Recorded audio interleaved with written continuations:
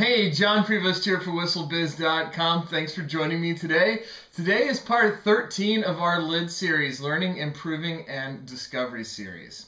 So far, we've been talking about the HedgeHog concept. We've been designing our HedgeHog concept. The last two sessions we spent on one, remembering the future, which was about setting the vision of our HedgeHog concept, and two, we talked about relative estimation, which was trying to get to a granular understanding of what's most important within the components that make up our HedgeHog concept. Today we're going to take a next step into to the next realm of the HedgeHog concept, and it's into the refining phase. So just remember, there's a design phase of the HedgeHog concept. Now we're going to refine it and crystallize it. Finally, we're going to test it, and then we're going to talk about how we're going to deliver that concept into the organization, and that'll be our entire first stage of the LID series, which is the planning stage or plan stage. So basically, talking about the refining aspect, again, it's about crystallizing it and forming what it means to be able to communicate it, to enunciate it. One thing I thought might be a good way to jump into that is use a very common technique we obviously call the elevator pitch, and be able to take that and, again, take it from service offerings and products and take it up to the organization. What does that look like? Well, generally when we talk about elevator pitches, we identify customers, we talk about ourselves or our product, and be able to identify the differentiator between us and competitors. Basically, why is our offering different and better than other offerings?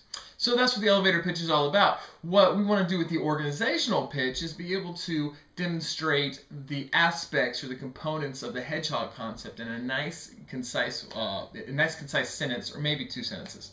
But basically what we want to do is be able to say, we have this understanding, and therefore we know, and with that understanding and knowing that we're the best in the world at X, or we can be the best in the world at X, then we have decided to change our economic denominator to be whatever it is, profit by transaction, profit by manufactured goods, or so forth.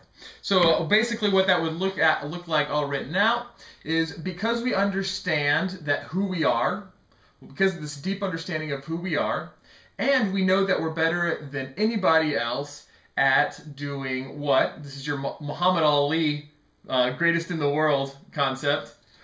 We will begin to maximize and measure ourselves by whatever the economic denominator is. So that's the new direction. So basically what we're looking at here is we have this understanding. This understanding is the best knowledge that we have today. And that, combined with what we can be great at, will guide us into what we should be measured by, what we should be maximizing. So that's just a simple way to be able to start thinking of a way to be able to communicate this and translate this to the rest of the organization. Everybody, we would want in the end to be able to have this understanding once this is all rolled out, and be able to know what we're all being measured against and why we're being measured against that. So that's it. That's just a simplified way to be able to look at an organizational pitch instead of an elevator pitch.